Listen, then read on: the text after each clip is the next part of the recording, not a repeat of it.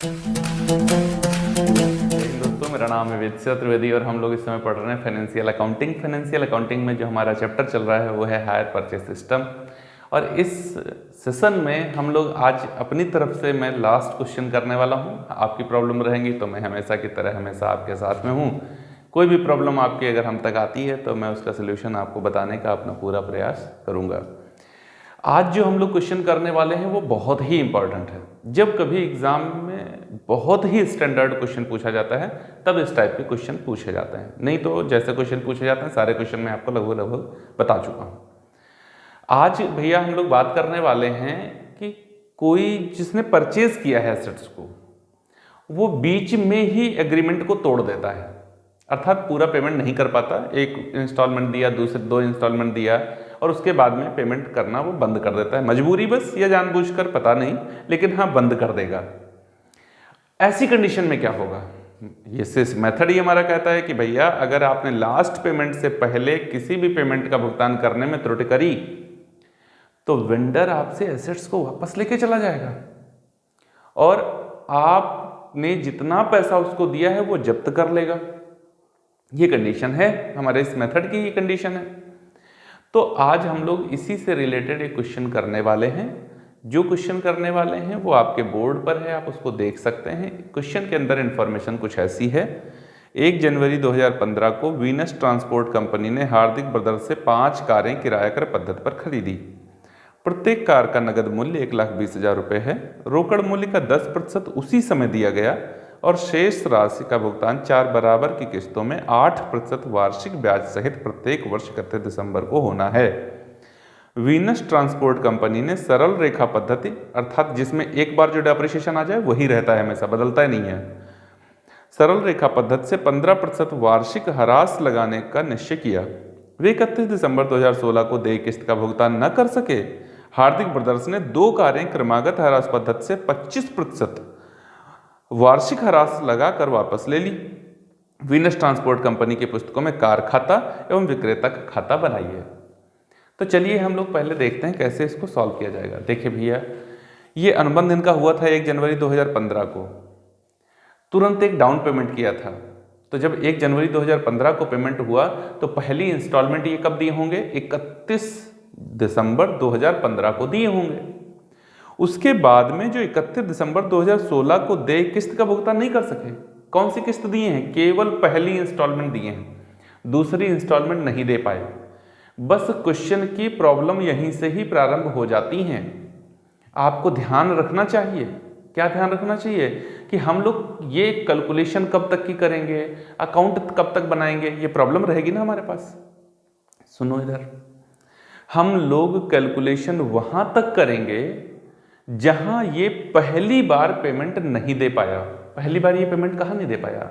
31 दिसंबर 2016 जब आया और इसने पेमेंट नहीं किया, वेंडर को तभी तो पता चला कि भैया अब इंस्टॉलमेंट नहीं मिलेगी।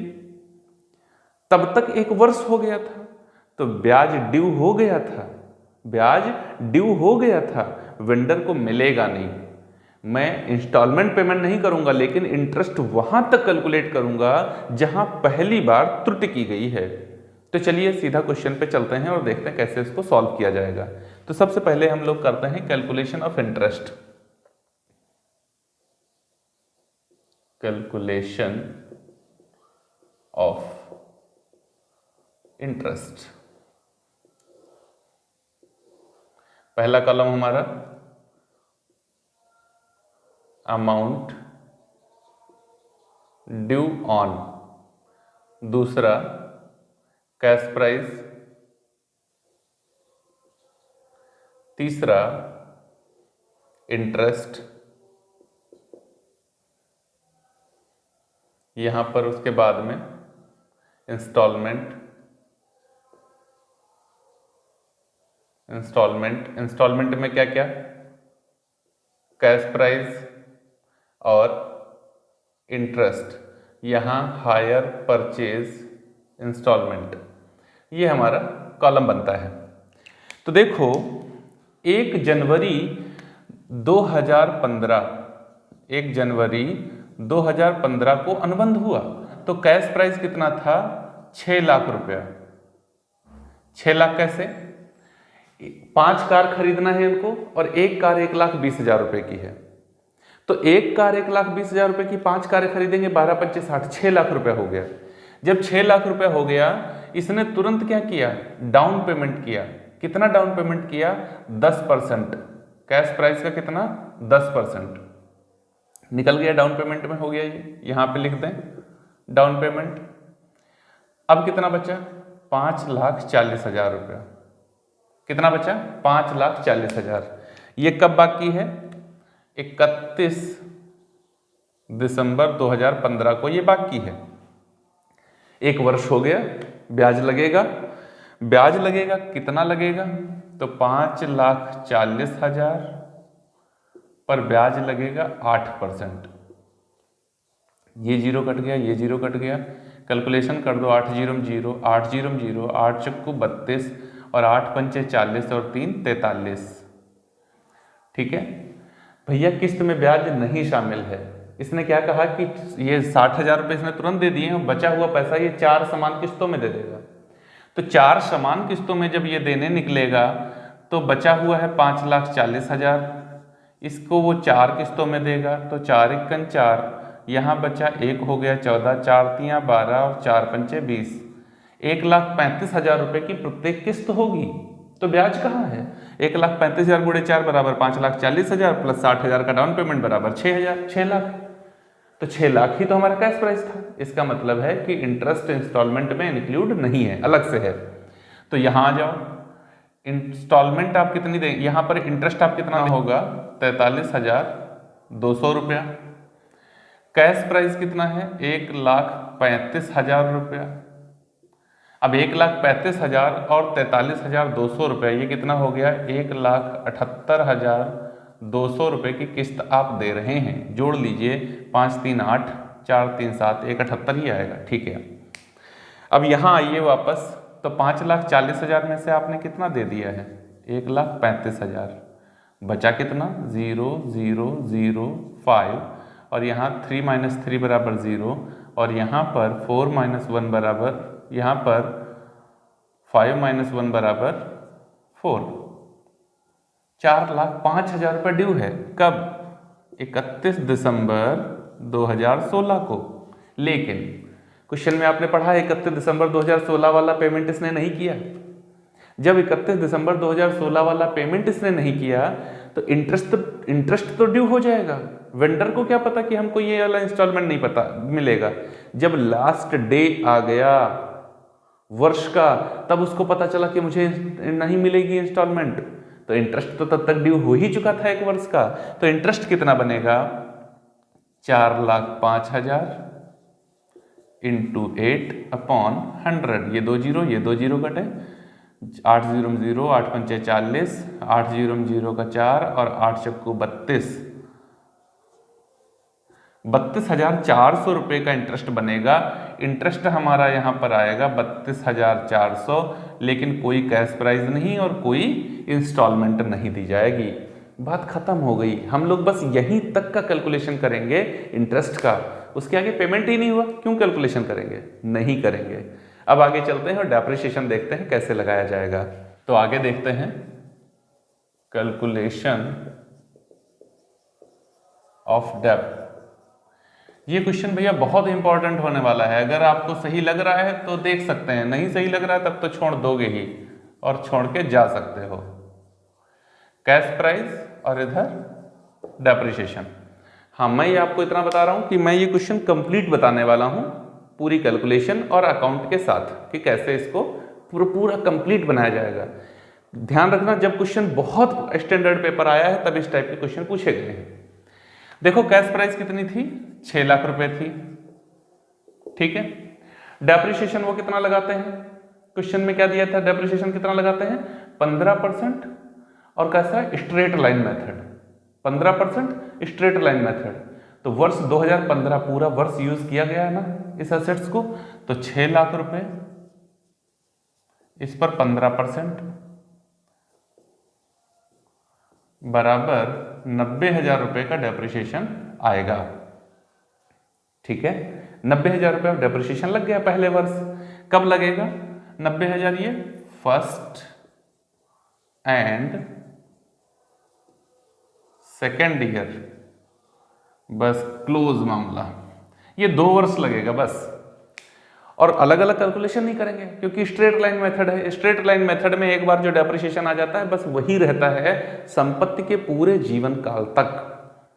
अगर आपसे पूछा जाए हरास का ऐसा कौन सा मेथड है जिसमें संपत्ति का मूल्य शून्य हो जाता है एक निश्चित समय के बाद, तो वो स्ट्रेट लाइन मेथड है, इसमें शून्य हो जाता है। और WDV या जो डिमिनिशिंग मेथड है उसमें कभी भी शून्य नहीं हो सकता है संपत्ति का मूल्य। तो देखो ये हो गया बात। अब क्या हुआ, जब ये पेमेंट नहीं कर पाए तो वेंडर ने परचेजर के साथ में एक अनुबंध किया, और उस अनुबंध के तहत उसने 2 कार वापस ले ली और 3 कार इनके पास छोड़ दी। कहा 3 का पैसा अच्छा देते जाना, 2 कार हमको वापस करो। तो कैसे वापस ली और कितनी इनके पास छोड़ी, जो इनके पास छोड़ी उनका क्या मूल्य बचा और जो वापस ली उनका वो कैसे वापस ली। तो अब हम लोग कैलकुलेशन करते हैं यहां पर, कैलकुलेशन ऑफ रिमेनिंग प्राइस।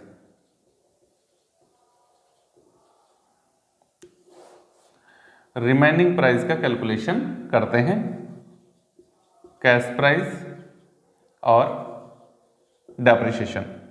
देखो भैया, रिमेनिंग प्राइस का मतलब है कि उसने इनके ऊपर कितना पैसा भी छोड़ दिया, कितना पैसा शेष रह गया है इनके ऊपर वो देखो।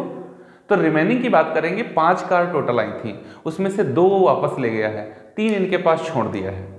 ओके, तो जब 3 कार की हम लोग बात करेंगे तो एक कार का मूल्य कितना था, 1,20,000 रुपये इंटू 3 बराबर 36, 3,60,000 रुपये की कारें इनके पास वो छोड़ के चला गया। लेकिन कब, 2 वर्ष के बाद। ये तो मूल्य इनका 2 वर्ष पहले था, 1 जनवरी 2015 को उनका मूल्य था ना 1,20,000। आज तो उनका मूल्य कम हो गया होगा, कितना कम हो गया होगा। तो देखो मैं बात किसकी कर रहा हूं, रिमेनिंग प्राइस।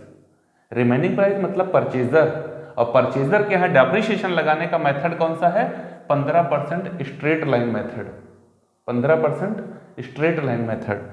तो ये अपने यहाँ इसने डेप्रिसिएशन लगाया होगा कितना, 3,60,000 गुणे 15 भाग 100 बराबर 15,0,0, 15,0,0, 15 छक्का 90, 15 तिया 45 और 9 54। एक वर्ष जब ये 3 कार 3,60,000 रुपये वाली यूज की जाएंगी तो 54,000 रुपये का डेप्रिसिएशन लग जाएगा। तो 54,000 यहां से माइनस करिए, कितना बचेगा, 3,06,000। 3,06,000 में फिर 54,000 माइनस करिए क्योंकि 2 वर्ष ये संपत्तियां यूज हो चुकी थी। अब यहाँ कितना बचेगा, तो 6 से 4 गया 2, यहाँ पर 10 से 5 गया 5 और यहाँ पर 2, 2,52,000 रुपया हमारा बन गया है रिमेनिंग प्राइस। क्या बन गया है, रिमेनिंग प्राइस कितना है, 2,52,000 रुपया। कैलकुलेशन हो गई। अब यहाँ कैलकुलेशन करते हैं, कैलकुलेशन ऑफ रिटर्निंग प्राइस।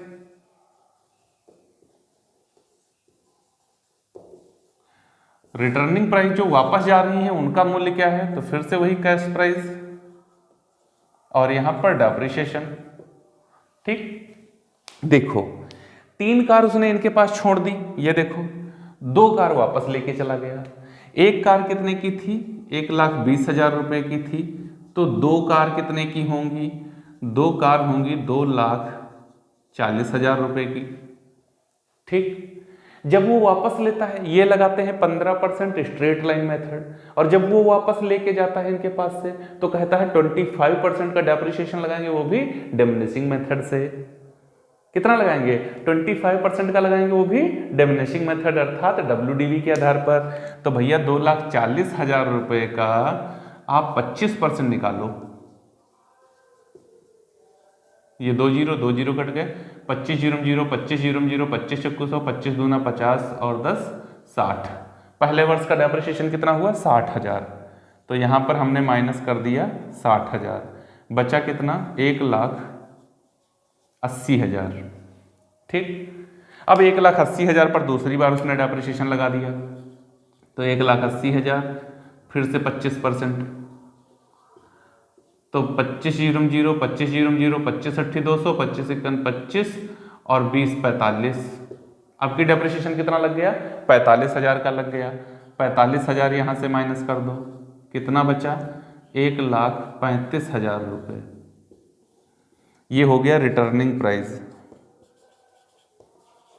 ठीक है, देखो हर जगह हमने 2-2 वर्ष की कैलकुलेशन करी है। क्यों? क्योंकि 2 वर्ष ये कार परचेजर के पास रही हैं, तो हर जगह का कैलकुलेशन 2-2 वर्ष का है। कहीं पर उम्मीद है आपको ये पूरी चीजें समझ में आ गई होंगी, कैसे कैलकुलेशन किया गया है इंटरेस्ट का, कैसे कैलकुलेशन डेप्रिसिएशन का, कैसे रिमेनिंग प्राइस, कैसे टर्निंग प्राइस। देखो ये वापस ले जा रहा है वेंडर, तो वेंडर की शर्त लग रही है, ये रह जा रही है परचेजर के पास, तो देखो ये वाली शर्त सेम है, जो वहां है वो यहाँ है। क्यों? क्योंकि यहां भी परचेजर था, यहां पर भी परचेजर है। 2 वर्ष तक कार इनके पास रही, वेंडर को नहीं पता था पेमेंट नहीं होगा, वो बाद में उसको पता चला, तो 2 वर्ष इंटरेस्ट का कैलकुलेशन किया, सेकेंड ईयर जो हम लोग का इंस्टॉलमेंट था वो नहीं दिया गया। क्लियर? तो हमारा पूरा कैलकुलेशन हो चुका है, आप इसका स्क्रीनशॉट लेना चाहें तो ले सकते हैं। और अब हम लोग चलते हैं, देखते हैं इसमें अकाउंट कैसे बनाया जाएगा वेंडर का। अब हम लोग बात करते हैं कि इनकी लेजर पोस्टिंग कैसे करी जाएगी। तो 2 अकाउंट हमको बनाने हैं। किसके यहाँ बनाना है? तो हेडिंग हमारी रहेगी ledger in the book of hire purchaser, और हायर परचेजर के यहाँ अगर हम लोग एंट्री करने जा रहे हैं तो ये 2 अकाउंट बनते हैं। लेजर किसके यहाँ बना रहे हैं? ऊपर हेडिंग डाल देंगे ledger in the book of higher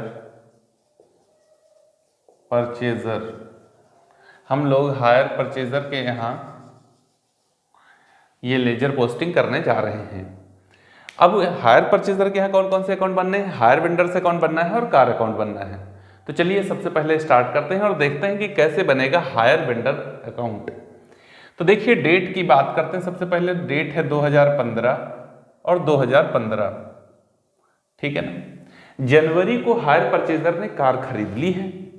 जनवरी में 1 जनवरी को कार खरीद ली, एंट्री क्या हुई? हायर परचेजर के पास कार आई, car account debit to hire vendor, तो क्रेडिट हुआ ना hire vendor, hire vendor credit हुआ। तो जनवरी 1 को ही बाई कार्स अकाउंट कितने की थी? कैश प्राइस लिखा जाता है 6 लाख रुपए की थी। तुरंत डाउन पेमेंट हुआ। कंडीशन में आपको बता चुका हूं तो बहुत समय नहीं लूंगा, जल्दी में बता दूंगा थोड़ा। टू बैंक अकाउंट तुरंत डाउन पेमेंट हुआ, कितना? 60,000 रुपए का डाउन पेमेंट हुआ। ओके, उसके बाद में वर्ष यही रहा, दिसंबर 31 डेट हो गई और इंटरेस्ट लगा।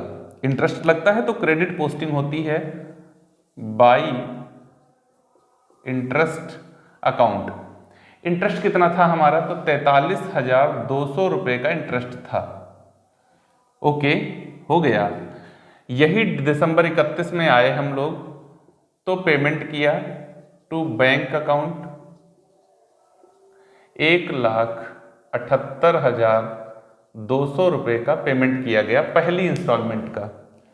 क्रेडिट का टोटल करो 6,43,200 रुपये, यही यहाँ लेकर आए 6,43,200 रुपया। बैलेंस निकालेंगे, कितना आएगा? 0 0 0 8 और 5 13, 7 और 6 13, 13 और 1 हासिल 14, यहाँ पर बचा 1 और 1 हो गया 2 और यहाँ पर आ गया 4, तो 4,05,000 रुपये का हमारा बैलेंस आ गया है इसी दिसंबर 31 को टू बैलेंस CD। वर्ष आ गया, ये बंद हो गया बैलेंस हमारा। वर्ष आ गया 2016, डेट क्या है? जनवरी 1 है, बाई बैलेंस BD कितना? 4,05,000 रुपये। इंटरेस्ट लगा, हाँ लगा था, तो यहां पर 31 बाई इंटरेस्ट अकाउंट कितना इंटरेस्ट लगा था? 32,400 रुपये का इंटरेस्ट लगा था। क्या यहां पर पेमेंट हुआ था? नहीं, पेमेंट नहीं हुआ था। तो यहां का टोटल कर लीजिए इंस्टॉलमेंट दी नहीं गई थी। ये हमारा टोटल कितना हो जाएगा, 4,32,000 ये और 5 ये, 4,37,000, 4,37,400 रुपये। यहाँ आ जाइए 2016, कब, दिसंबर 31। हम लोगों ने कैलकुलेशन करी थी returning price, remaining price. Returning price हमारा आया था 1,35,000 रुपये। रिटर्निंग प्राइस का मतलब है कि 1,35,000 रुपये पर 2 कार वेंडर ने वापस ले ली। तो जब कार आई थी वेंडर के पास से, परचेजर के पास, तो उसने लिखा था car account debit to hire vendor, और जब वापस चली गई तो उसने लिखा hire vendor debit to car. ठीक है ना, हायर वेंडर अब डेबिट हो गया एंट्री में, तो पोस्टिंग किधर करोगे, डेबिट साइड में करोगे, और यहां पर क्या लिखेंगे, टू कार अकाउंट। अमाउंट कौन सा आएगा, तो जो रिटर्निंग प्राइस है वो आएगा, यहां पर लिख देते हैं रिटर्निंग प्राइस कितना था, 1,35,000। अब यहाँ का टोटल कर लो 4,37,400 और बैलेंस निकाल दो। जो बैलेंस आएगा वो यहाँ पर बैलेंस के रूप में छूट जाएगा। यहाँ पर भैया ये आ जाएगा 4, फिर उसके बाद में 5, 5 और 2 7, 3 और यहाँ पर 3 तो 0 और यहाँ पर 1 और यहाँ पर 4, तो ये हो जाएगा आपका 3,02,400 रुपया टू बैलेंस। सीडी छूट जाएगा कब, दिसंबर 31 को ही। और इस तरीके से आपका वेंडर अकाउंट बन जाएगा एकदम क्लियर। उम्मीद है आपको समझ में आ गया होगा। और अब हम लोग चलते हैं और देखते हैं कि कार अकाउंट कैसे बनाया जाए। तो अब हम लोग देखते हैं कि कार अकाउंट कैसे बनाया जाएगा। जब कार अकाउंट की बात करेंगे तो यहाँ पर भी वर्ष स्टार्ट होगा हमारा 2015 और 2015। कार के पास आई थी तो इसने एंट्री क्या की थी, car account debit to hire vendor. तो डेबिट साइड में जनवरी 1 को ये लिखेगा to hire vendor. Hire vendor से कार कितने रुपए की आई थी इनके यहाँ, 6 लाख रुपए की कार इनके यहाँ आई थी। दिसंबर 31 से 1 वर्ष हो गया, डेप्रिसिएशन लगा दिया बाई डेप अकाउंट। कितना डेप्रिसिएशन लगाया था, 90,000 रुपये। यहां का टोटल किया 6 लाख रुपए, लेके गए यहां पर 6 लाख रुपए। यहां डिफरेंस निकाल दिया, आ गया डिफरेंस 5,10,000 रुपये। कब, यही दिसंबर 31। इसको कहेंगे बाई, जब 1 वर्ष उसने 5 कारें यूज करी थी तो आफ्टर 5 ईयर्स उनकी कार का वैल्यू रह गया था 5,10,000। ये फिर से उनको लेके आया 2016 में, कब, जनवरी 1 को टू बैलेंस बीडी कितना, 5,10,000 रुपये। उसके बाद में अब दिसंबर 31 को डेप्रिसिएशन लगेगा। कब, दिसंबर 31 बाई डेप अकाउंट।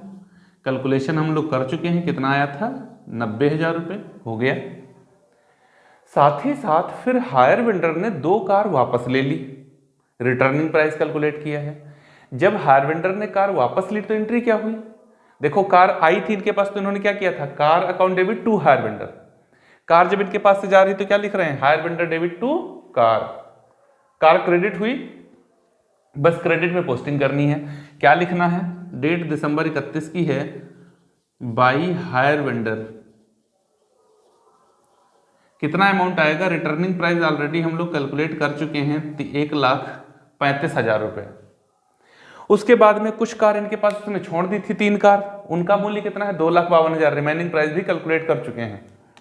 यहां पर दिसंबर 31 बाई बैलेंस सीडी, ये है हमारा 2,52,000 रुपये। ये भी कैलकुलेट कर चुके हैं हम लोग पहले से।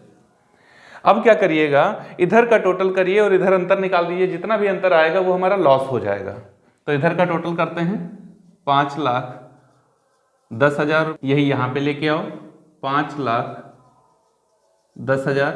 बैलेंस निकाल दो, कितना आएगा, बैलेंस जो जितना भी आएगा वो होगा हमारा by PL account. By PL account. कितना बैलेंस आएगा, डिफरेंस निकालो इसका। 3 जीरो कॉमन मिल रहे हैं, ऐसे ले लो। फिर 5 और 2 7, और यहाँ पर है आपका 0, मतलब 7 3 10, हासिल आया 1। 5 3 8 1 9, 9 9 18, और यहाँ पर है 1, तो 18 और 3 21, हासिल आया 2, 2 और 1 3, 3 और 2 5, तो 33,000 रुपये का इसको लॉस हो गया है, किसको, हायर परचेजर को। और देखिए भैया, इस तरीके से हम लोगों ने हायर वेंडर अकाउंट और कार अकाउंट को कंप्लीट कर लिया है। यही 2 अकाउंट हमसे पूछे जा रहे थे। उम्मीद है ये क्वेश्चन आपको बेहतर तरीके से समझ में आ गया होगा। जैसा भी समझे हैं, अपनी प्रतिक्रियाएं हम तक भी पहुंचाया करें। आपकी प्रतिक्रियाएं हमारे लिए महत्वपूर्ण हैं। अब इसके बाद हम लोग पढ़ेंगे आगे, अपने वीडियोज़ में देखेंगे कि इंस्टॉलमेंट पेमेंट मेथड क्या होता है और वो हायर परचेज मेथड से, हायर परचेज सिस्टम से किस प्रकार अलग होता है। यदि मेरा चैनल आपने सब्सक्राइब नहीं किया है तो सब्सक्राइब कर लीजिए, ताकि आने वाली वीडियोज़ आपको आसानी के साथ में मिल सकें।